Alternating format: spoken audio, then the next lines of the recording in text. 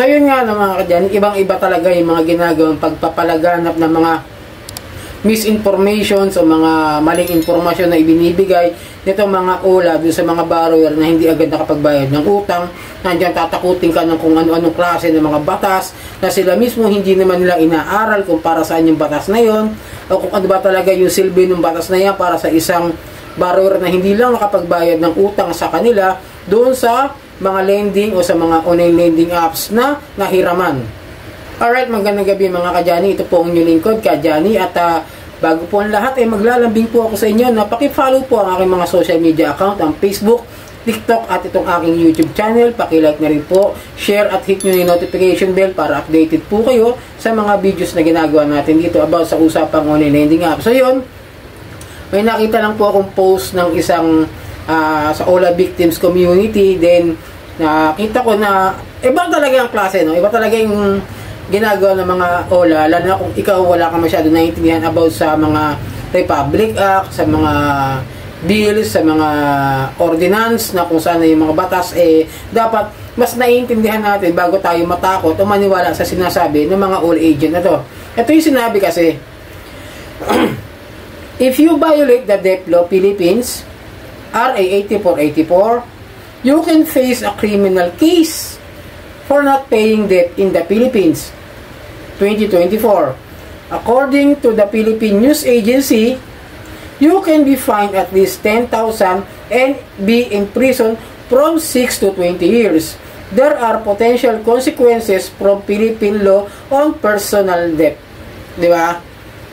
Kailan pa naging batas na makulong, kailan ba nagkaroon ng batas na maaari kang makulong at magbayad ng multa kapag ikaw ay hindi nakabayad ng utang? Wala akong naalala ng ganon. Then, sinasalpak na naman nila sa isip ng mga borrower na takot about this 8484 Republic Act. Etong sinasabing ito ng OLA na to, ng OLA agent na to na pinapanakot sa mga borrower. Tapos sinabi pa niya na galing daw sa Philippine News Agency. Yun yung website na may mga balita o mga kung ano yung mga nangyayang current events. Na, kumbaga, sila nagbibigay balita at informasyon doon sa mga tumatangkilik sa website na ito. So yun, ano ba yung access device ng RA 8484? Ito po yan. I-access ang mga device, may kasamang mga credit card, ATM card, personal information number o yung PIN at iba pang mga paraan na pagbabayad na electronic. Mga mapaninlang na gawain kasama ang pagkuha o paggamit ng mga access device sa pamamagitan ng hindi otorisado o mapaninlang na paraan. Mga responsibilidad ng mga user at issuer kasama ang mga obligasyon ng mga kumpanya ng credit card at kanilang mga customer tungkol sa seguridad, transparency at wastong paggamit. So, bigyan ko kayo ng example ng isang paglabag sa access device.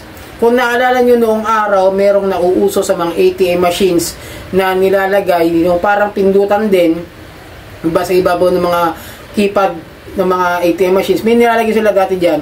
Tapos ngayon, pag may mag-withdraw, ang imbis na mapipindot niya yung tunay na keyboard, yung sa ibabaw, na siyang kumukuha ng number ng ATM. Kumbaga, lalabas doon yung mga pinindot nung borrower, nung nag-withdraw. Okay?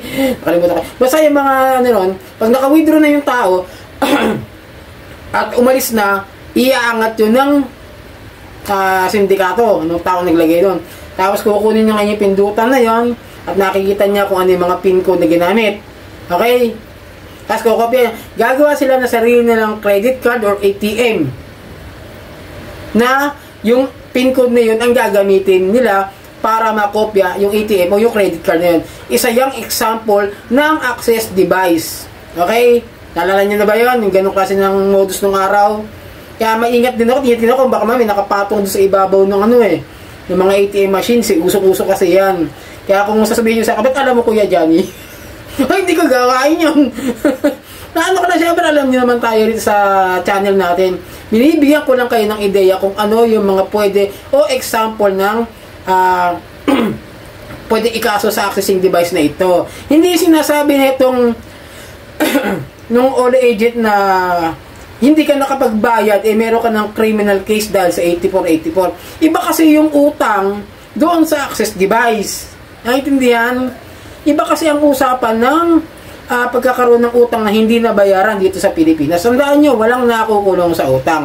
Ito kasi yung mga maling informasyon na ipinapalaganap ng mga ola na hindi mo na inaaral kung ano ba yung pinapanakot nila sa tao. Ngayon, kung kayo naman kinabahan dahil sa message na ito sa inyo ng Ola agent, may ginawa ba kayong kalokohan? May ginawa ba kayong pamimeke doon sa pagkakautang niyo sa kanila?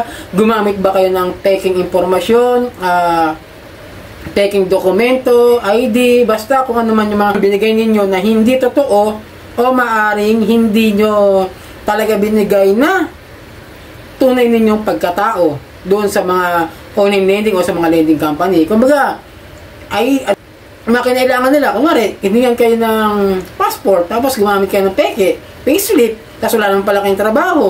Mga ganun. Pwede kayong kasuhan ng fraud o estafa. Pero iba pa rin si 8484. Diba? Kaso kailangan pa rin patunayan nitong mga ola na ito kung kayo ba talaga ay, and then, kailangan muna ng patunayan by due process yung kanilang mga binibintang sa inyo kung yan ba ay katotohanan, pawang katotohanan, o kayo ba talaga ay may ginamit o may ginawang hindi nararapat para pautangin nila at kayo ay nanlinlang sa kanila sa unang pagkakataon pa lang.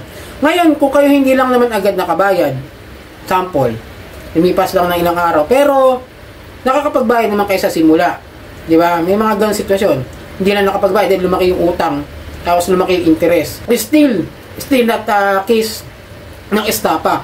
Pero kung kayo gumamit nga kagaya ng mga Ola farmer na ginagawa, yung mga yan, gagamit ng mga reference number na hindi kanila, hindi naman nila kung alam kung kanino talaga yung number na yan, nanghuhula-hula lang. Kung iimbestigahan yan at mapatunayan, doon lang. Okay, gumamit kayo ng ID nga na peke at inimbestigahan nila at napatunayan, pwede sila magsampa ng kaso sa inyo, estafa. Kung kaya nilang magsampa. Ito sa mga Ola na to, ganyan yung mga yan. Hanggang kaya kayong takutin, tatakutin kayo ng mga yan. Hanggang kaya nilang tawag doon, i-stress kayo. Tapos, syempre, alam nyo na, pati yung mga kaibigan nyo, paladala ng mga ganitong klase ng mga messages. Dahil sasabihin, kasabwat ka nito ni Kuya Johnny, nangutang sa amin yan. Sinama ka rito, ginawa kang garantor. O inubos niyo yung pera namin, ng kumpanya namin, ng online lending namin. Ha? Pinagkaisahan nyo kami, pinagparty-party nyo yung inutang ni Kuya Johnny, ganun. Tapos, napadalahan kayo ng mga summon, subpoena, RA 8484, Article 315, ano pa ba? Ang dami yan eh. Marami silang binabatong ganyan, pero sila mismo, di nila alam. Na sila mismo may mga nilalabag na. Yung 7393 na kung saan yung consumer protection, program, nakalimutan ko, diba sa merong ganong klase ng batas, no? 7393 yata, kung di ako nagkakamali, kung maalala ko. Pag sila kinasuhan ng mga government agencies, katulad ng SEC, diba? Meron kasing consumer protection program eh, something na ganun, na nasa kongreso, dun pinasaya sa kongreso. Nakalimutan ko lang kung anong taon yun na ginawang bill, o ginawang batas. Pero, tandaan nyo, kapag yung mga yan, ginaganyan kayo, huwag na kayo maniwala. Huwag na kayo ma-stress. Kasi totoo lang, no? Ang hirap di kasi, binabasa pa rin natin kahit alam natin hindi totoo. Kumbaga, yung fear, yung takot, pumapasok sa utak natin dahil pinipilit natin basahin kahit alam natin hindi naman na talaga totoo at kahit na alam natin wala naman kayong ginawang mali. Yun kasi ang target talaga nila. Pasukan kayo ng takot sa inyong isipan. Kaya yung mga ganitong klase ng mga message sa inyo, huwag kayong maniniwala. So yun, sana nakatulong ang video ito. At muli, maglalambing po ako sa inyo na pakifollow po ang aking mga social media account, ang Facebook, TikTok at itong aking YouTube channel. Hanggang sa muli, maraming po salamat. Sarang Ham ni Dapo.